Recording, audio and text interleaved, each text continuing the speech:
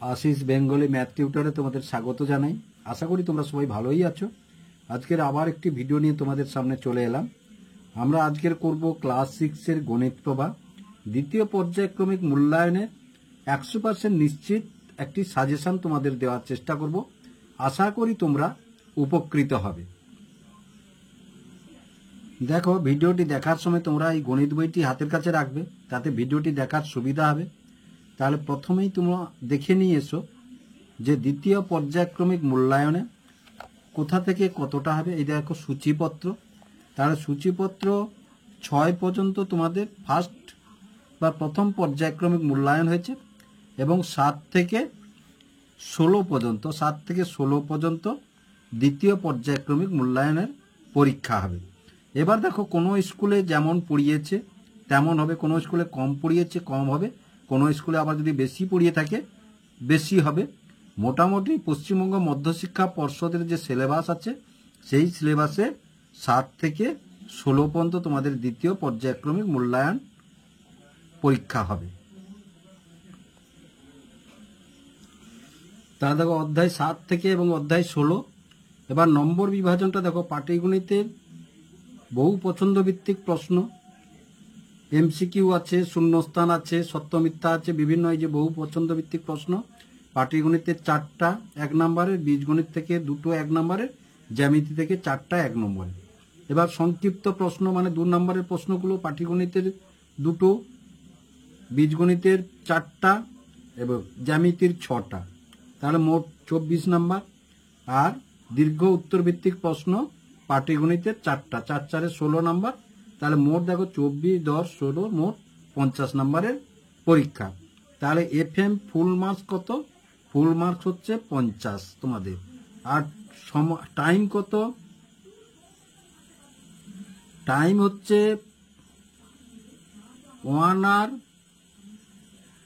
1 hour 30 minute.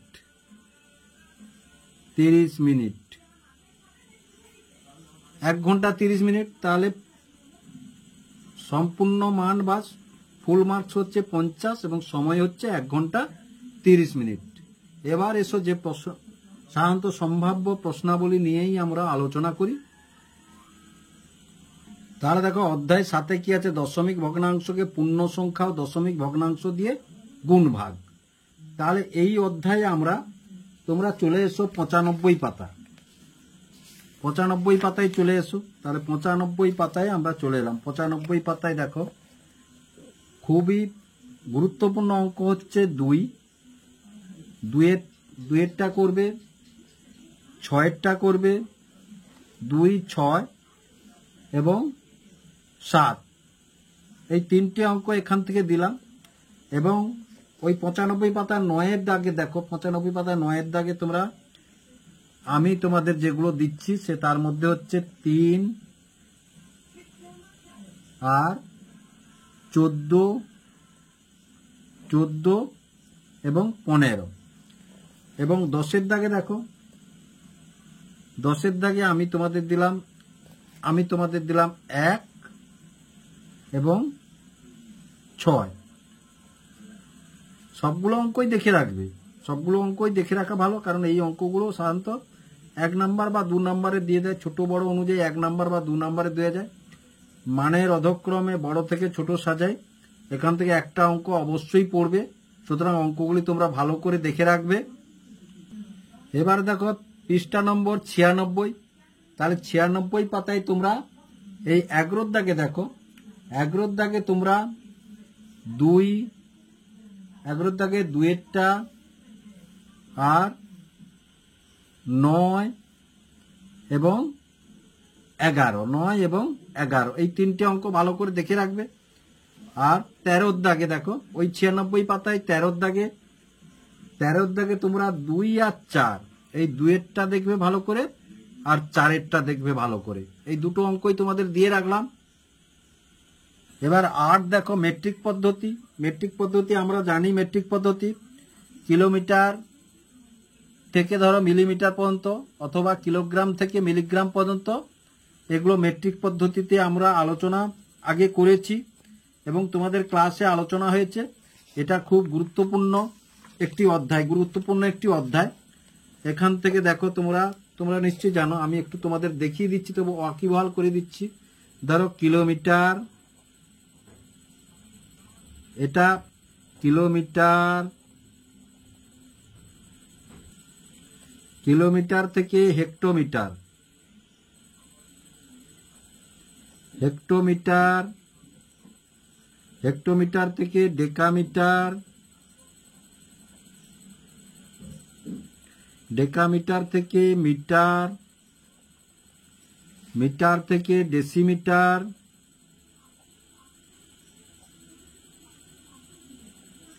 Decimetre থেকে centimetre, centimetre থেকে millimetre, millimetre.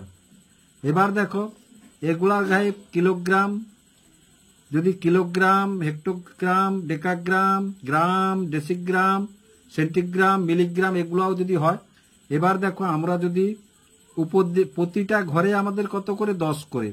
উপর দিকে যদি যাই, নিচ থেকে যদি আমরা উপর দিকে যাই, ধরো নিচ থেকে উপর দিকে যাচ্ছি, নিচ থেকে উপর দিকে গেলে 10 দিয়ে ভাগ, কত দিয়ে ভাগ না 10 দিয়ে ভাগ, ভাগ 10 দিয়ে, উপর দিকে গেলে ভাগ হচ্ছে 10 দিয়ে। এবার দেখো উপর থেকে যদি নিচের দিকে নামি তাহলে গুণ 10 দিয়ে, উপর থেকে যদি নিচের দিকে নামি গুণ 10 দিয়ে।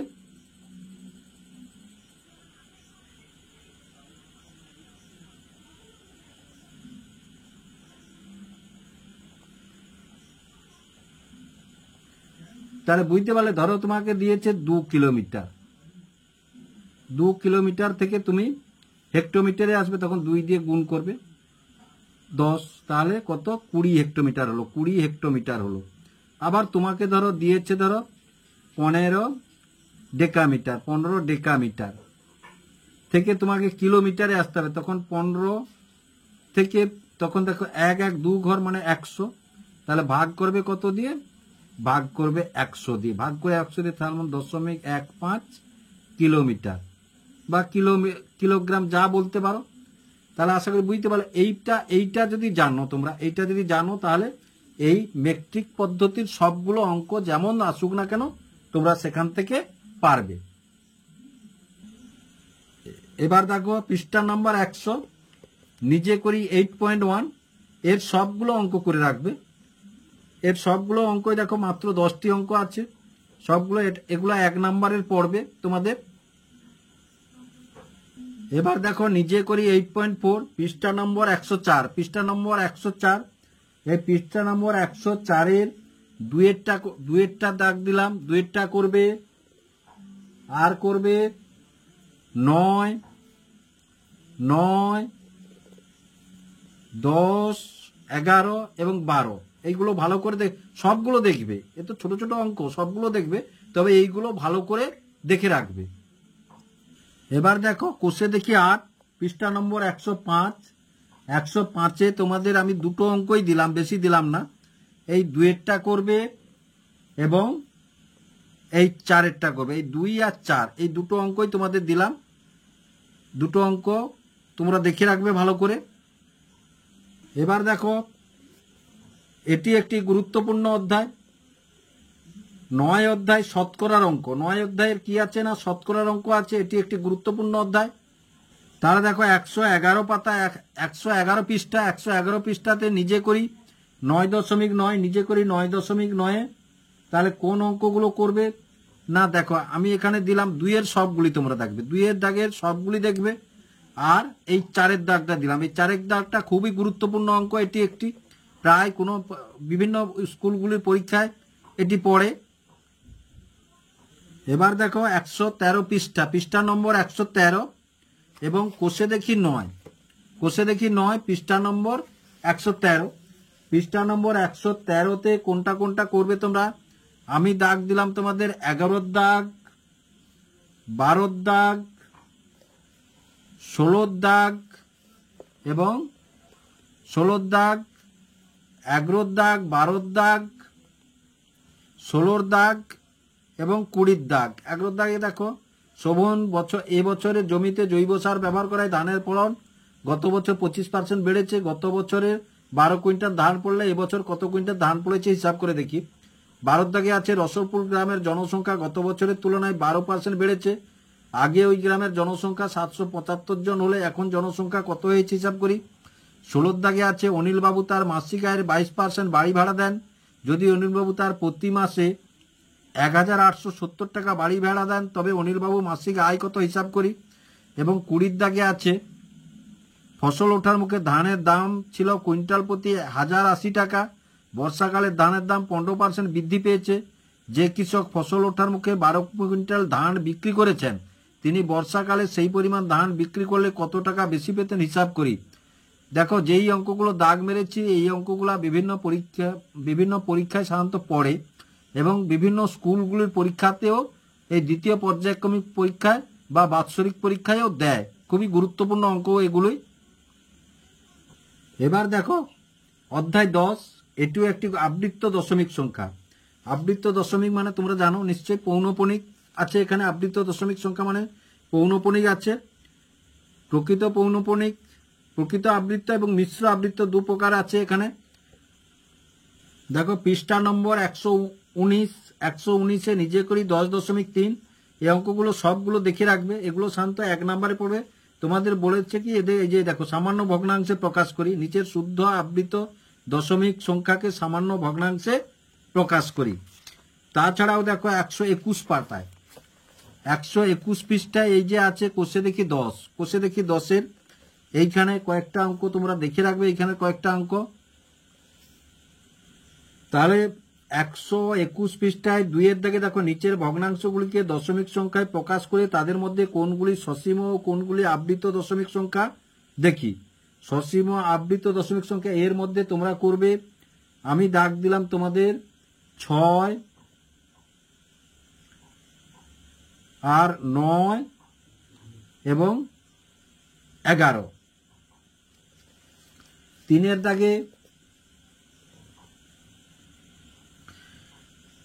দাগে দেখো নিচের আবৃত দশমিক সংখ্যাগুলির মধ্যে কোনটি শুদ্ধ আবৃত দশমিক, কোনটি মিশ্র আবৃত দশমিক সংখ্যা আলাদা করি ও প্রত্যেক আবৃত দশমিক সংখ্যাকে সামান্য ভগ্নাংশে প্রকাশ করি। এর 1-এর দাগটা আর 2, 4, 5, 10, 9 এবং 8 এই অঙ্কগুলো দেখে রাখবে।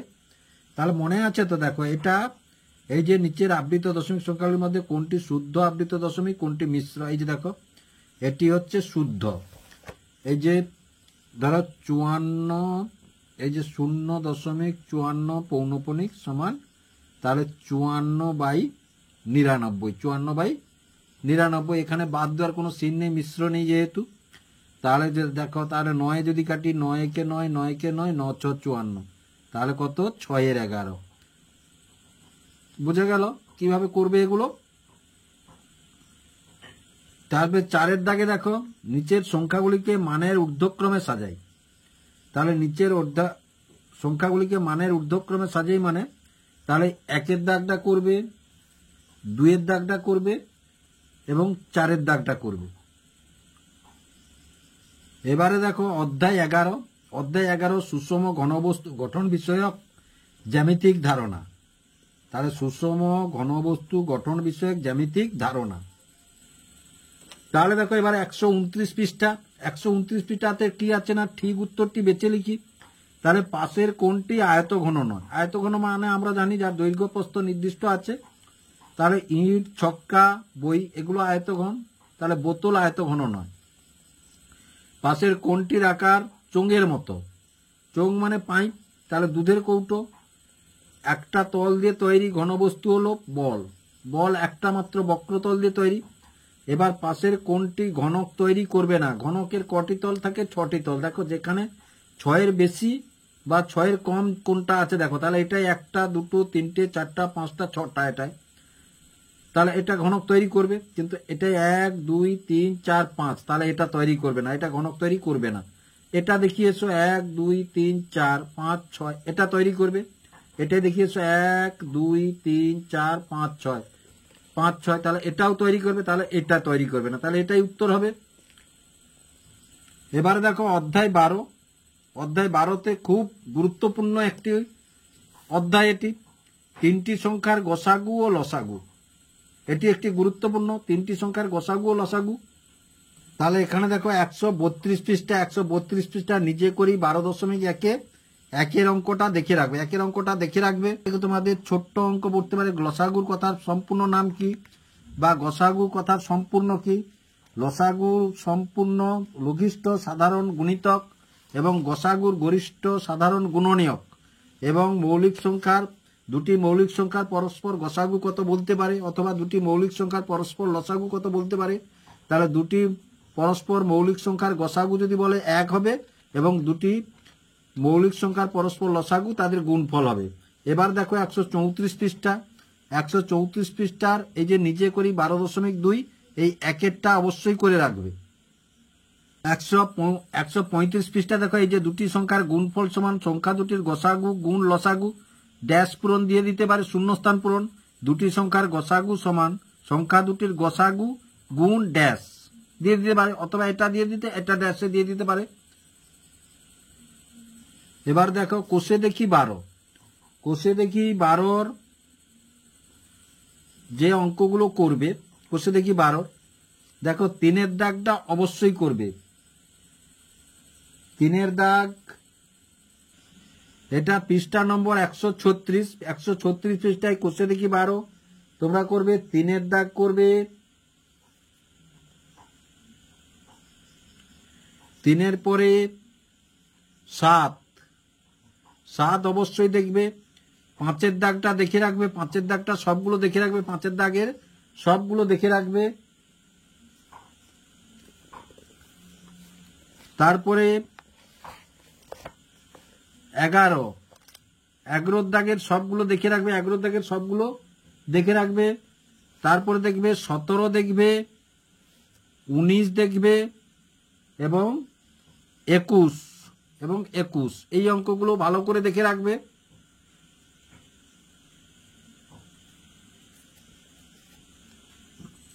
এবার দেখো 13-র দাগ তথ্য সাজানো বিচার করি। এই যে তথ্য সাজানো বিচার করি তোমরা 6-এ পেয়েছো, এটা 7-এ পাবে, 8-এ পাবে, 9-এ পাবে, 10-এ পাবে, সব ক্লাসে পাবে। সুতরাং এইখানে যদি তোমরা একটু ভালো করে দেখে নাও, পরেরগুলো আরো বুঝতে তোমাদের সুবিধা হবে। এই যে দেখো 139, এই যে পরিসংখ্যা বা এই যে ট্যালি মার্ক, এই যে ট্যালি মার্ক, এগুলো একটু দেখে রাখবে তোমরা, ছোট্ট 1 নম্বরে পড়বে। দেখো পৃষ্ঠা নম্বর 146, পৃষ্ঠা নম্বর 146 কোষে দেখি 13, কোষে দেখি 13 দুটো অঙ্ক আমি তোমাদের দিলাম, দুটো দিলাম 3 এবং 5, 3 এবং 5 এই দুটো অঙ্কই তোমরা ভালো করে প্র্যাকটিস করে রাখবে। ট্যালিমার তথ্য সাজানো বিচার মানে ট্যালিমার্কের অঙ্ক এগুলো। এবার 14 দেখো, 14 রেখা, রেখাংশ, রশ্মি ও বিন্দু বিষয়ক বিস্তৃত ধারণা। এই ধারণাগুলো নিশ্চয়ই তোমাদের ক্লাসে পড়ানো হয়ে গেছে, এবং খুব গুরুত্বপূর্ণ একটি অধ্যায়, এটি খুব গুরুত্বপূর্ণ একটি অধ্যায়, এগুলো তোমাদের জানার বিষয় আছে। এখান থেকে প্রচুর ছোট্ট অঙ্ক আসবে, প্রচুর ছোট অঙ্ক এখানে আছে, সেগুলো তোমাদের আসবে। এই যে দেখো এই যে সমরেখ বিন্দু, সমবিন্দু এগুলো আছে, সরল রেখা বা রেখাংশ, সরল রেখাংশের মধ্যে পার্থক্য কি এগুলো আছে, একটি পার্থক্য লিখো, এগুলো তোমাদেরকে বলতে পারে এখান থেকে। দেখো প্রচুর, এখানে দেখো প্রচুর এই যে শর্ট প্রশ্ন, একটি নির্দিষ্ট বিন্দু দিয়ে কতগুলি সরল রেখাংশ আঁকতে পারি, অসংখ্য। দুটি নির্দিষ্ট বিন্দু দিয়ে কতগুলি সরল রেখাংশ আঁকতে পারি, একটি, কেবলমাত্র একটি। তিনটি নির্দিষ্ট অসমরেখ বিন্দু দিয়ে কতগুলি সরল রেখাংশ আঁকতে পারি, 3টি।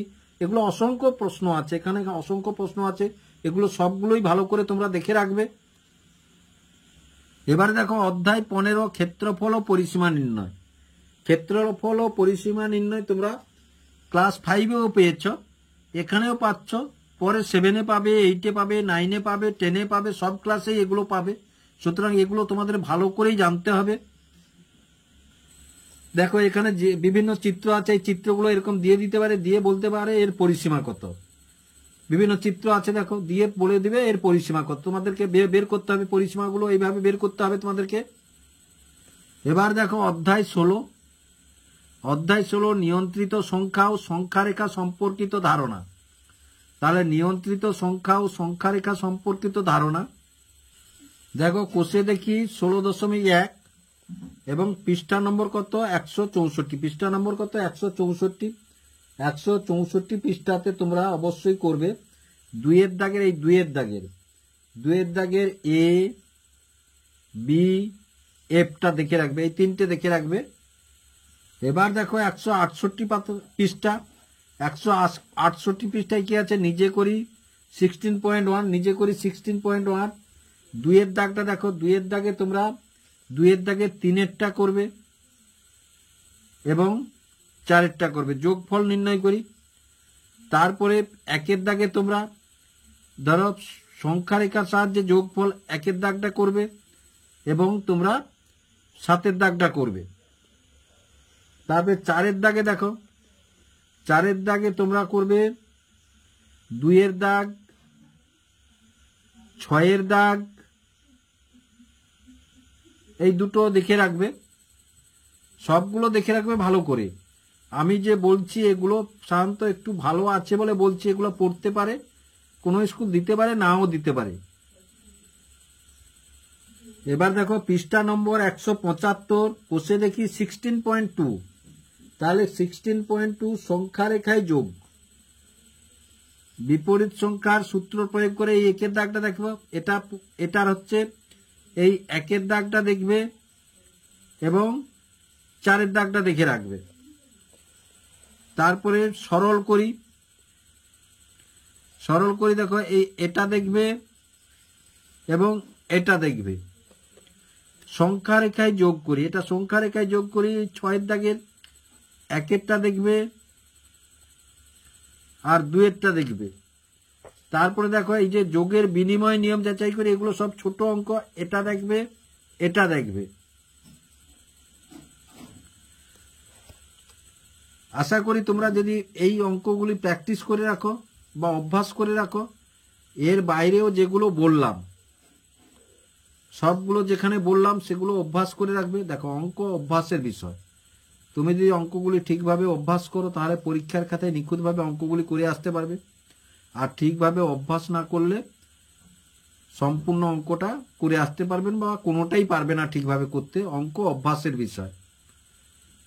আর আশা করি ভিডিওটি ভালো লেগেছে। যদি ভিডিওটি ভালো লেগে থাকে লাইক এবং শেয়ার করবে, চ্যানেলটি অবশ্যই সাবস্ক্রাইব করবে নতুন নতুন ভিডিও পাওয়ার জন্য।